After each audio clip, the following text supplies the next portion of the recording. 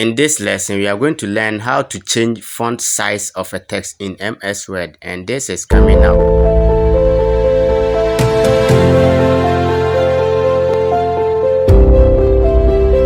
So step 1, let's select the text or highlight the text. After selecting or highlight the text, click on the font size button.